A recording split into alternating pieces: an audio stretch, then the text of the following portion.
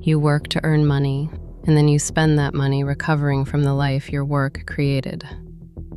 You buy takeaway because you're too tired to cook, and you pay for convenience because you have no time.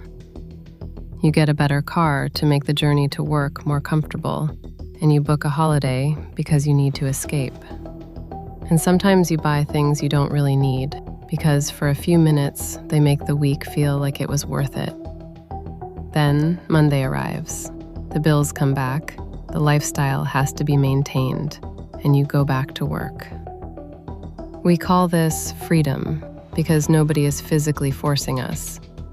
But look carefully at the actual arrangement. You sell your time to earn money, then use that money to tolerate the way you're spending your time. And somewhere inside that cycle, something strange happens to money itself. It starts out as a tool, then it becomes a measurement, then it becomes an identity, and then it becomes an obligation. Until one day, you're not using money to build your life anymore because your entire life is being organized around the need to keep earning it. This is the money matrix, not a secret conspiracy and not a system run by one mysterious person, but something far more ordinary, a collection of incentives and expectations and psychological habits, all quietly pushing in the same direction. Work more, earn more, upgrade more, spend more, need more, repeat. And the trap was never that money exists, because money is one of the most useful things humanity has ever invented. It lets strangers cooperate, it stores value, it buys food and shelter and medicine and education and safety. Money can protect dignity and rescue a family from desperation and give somebody the power to leave an abusive home or refuse humiliating work or survive a crisis without begging anyone's permission. Money matters enormously. But something changes when money stops being a tool for living and starts being the proof that your life matters. At first, you want money for what it can do. Later, you want it for what it says about you. A car stops being transport and becomes success. A watch stops being a way to tell the time and becomes status. A house stops being shelter and becomes evidence that you've won. And maybe you genuinely enjoy those things. There's nothing automatically wrong with beauty or comfort or luxury. The real question was never whether the object is expensive. It's whether you chose it for your life or for the audience watching your life. Because most of what people call success is designed to be seen. The expensive car can be looked at. The large house can be photographed. The designer logo can be recognized across a room. But peace is very hard to display. Free time leaves no receipt. A healthy marriage doesn't impress strangers at a traffic light, and a quiet afternoon with your parents can't be worn on your wrist. So people end up chasing the kinds of wealth other people can recognize, while quietly neglecting the kinds only they can feel. And that creates a game with no finish line, because status never asks, "Do I have enough?" It asks, "Do I have more than the people around me?" The person earning 50,000 looks at someone on 100. The person on 100 looks at someone on 500. The millionaire looks at the person with 10 million. And the person with 10 million walks into a room and suddenly feels poor. The number changes. The feeling survives. Which is why earning more doesn't automatically produce the freedom people imagined. Because as income rises, the reference point usually rises with it, and yesterday's luxury becomes today's normal. The first upgrade feels extraordinary, and then the mind adjusts. The larger house becomes simply the house. The faster car becomes simply the car. The expensive holiday becomes the standard the next holiday gets judged against. What used to create gratitude slowly turns into expectation. And expectation is expensive. Imagine somebody gets a large pay rise. For a moment, everything feels possible. They could save more, invest more, work less, take bigger risks. But then the lifestyle starts expanding. A better apartment, a newer car, more expensive restaurants, a few more subscriptions, a private school, a more prestigious postcode, a social circle with costlier habits. Every one of those decisions looks completely manageable on its own, and together they build a new minimum. So now the person earns more than they ever have and needs more than they ever have. Their visible standard of living went up, and their freedom may have gone down, because they can't leave the job, and they can't take a year out, and they can't accept lower income to do work that means something, and they can't say no to a manager who controls the salary holding the whole structure together. The lifestyle that was supposed to prove they'd become successful is the reason they're no longer free. That's lifestyle inflation, and it never feels like a trap while it's happening. It feels like progress. You tell yourself you deserve the upgrade, and maybe you do, that every recurring expense makes a silent claim on your future. A loan payment isn't only money, it's time you've already promised to somebody else. A subscription is tiny, right up until 20 tiny commitments all want paying in the same month. And a car repayment isn't just the price of a car, it's a portion of next month's labor, and the month after that, and possibly years that haven't happened yet. Debt can be genuinely useful, and it funds education and housing and opportunities that would otherwise stay out of reach. But debt also performs a psychological trick, because it lets you take the reward now and post the sacrifice into the future. The pleasure arrives immediately, the obligation arrives quietly, and the future version of you is never in the room to object.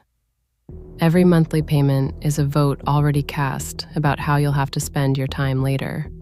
And the more of those votes you cast, the fewer choices you have left, which is how somebody can look wealthy and be financially fragile at the same time, because the visible life is impressive, while the invisible margin is almost nothing.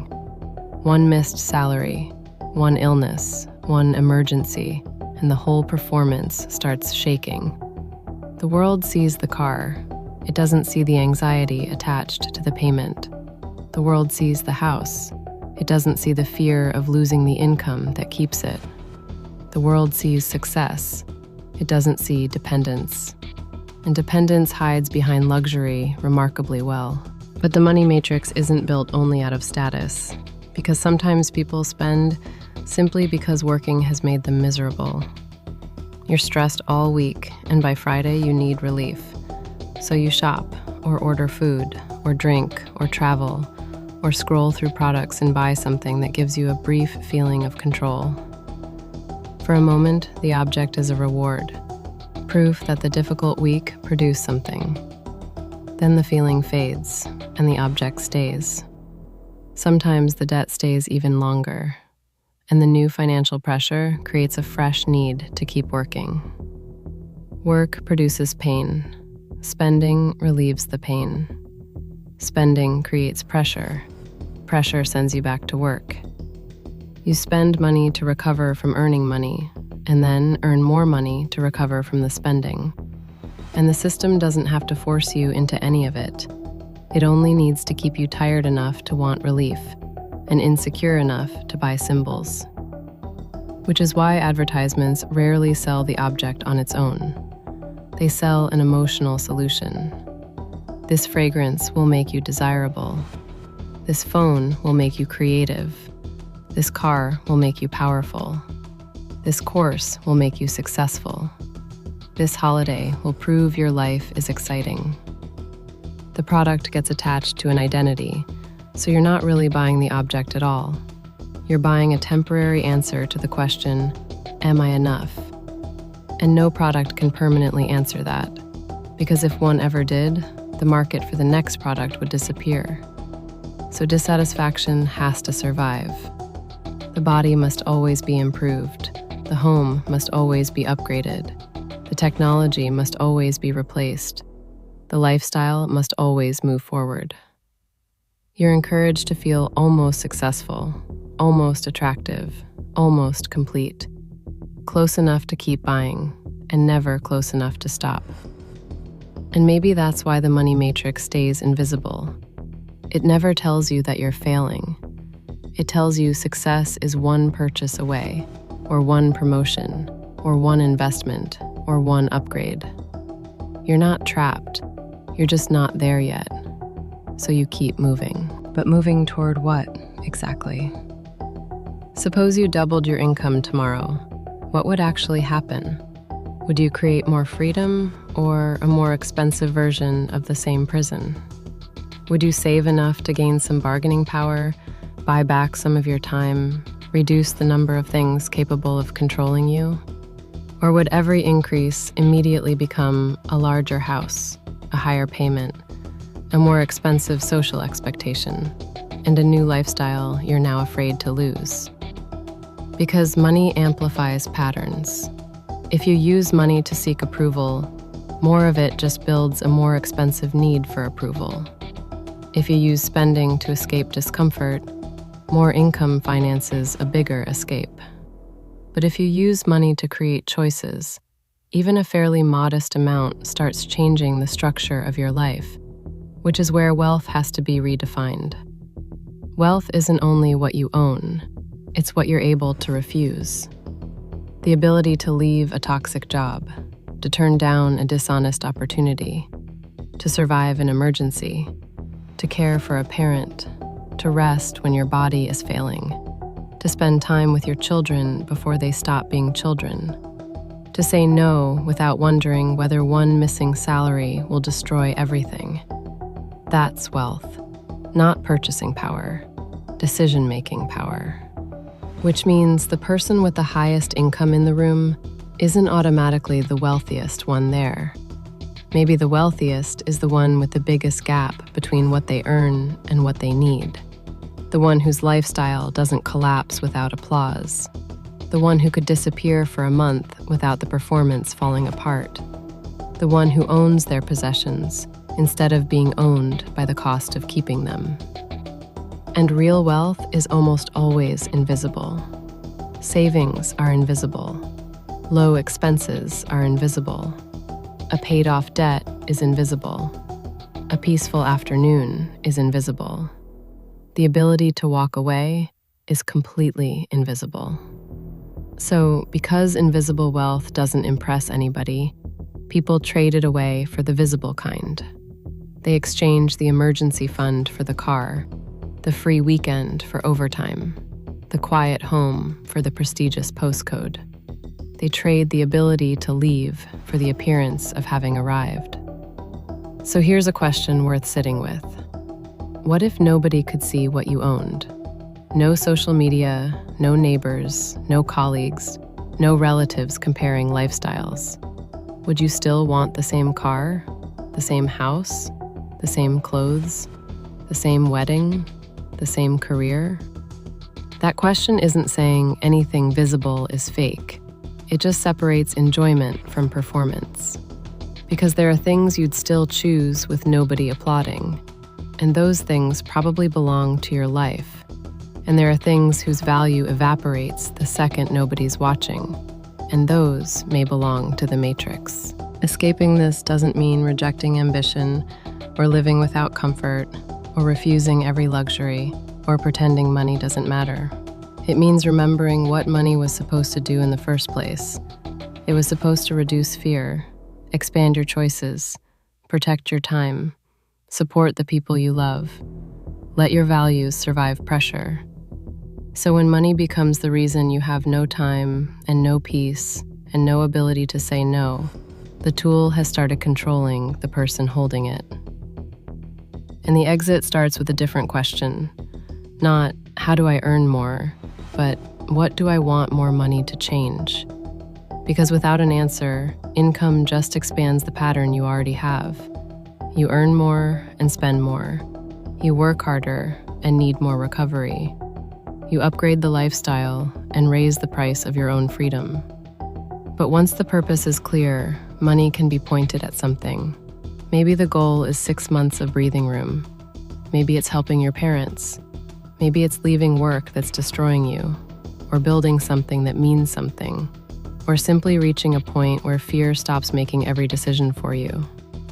And then money goes back to its proper position, not as an identity, not as the scoreboard of human worth, not as evidence that your life counts for something, as a tool, a genuinely powerful one, but still a tool. So before the next upgrade, ask, does this improve my life or only my image? Am I buying something I actually value or a feeling I'm hoping other people will give me? Is this lifestyle serving me, or am I now working to serve it? Am I earning more freedom or financing more pressure? And if nobody could ever see this purchase, would I still want it? Because the money matrix isn't work, and it isn't wealth, and it isn't capitalism, and it isn't ambition. It's forgetting why you entered the game, and then spending your whole life trying to improve your score. You don't escape it by earning nothing. You escape when money stops deciding how much of your life you have to hand over. Because the purpose of money was never to make you look free. It was to help you become free. And maybe the final measure of wealth isn't how much you manage to accumulate. It's how much of your life still belonged to you.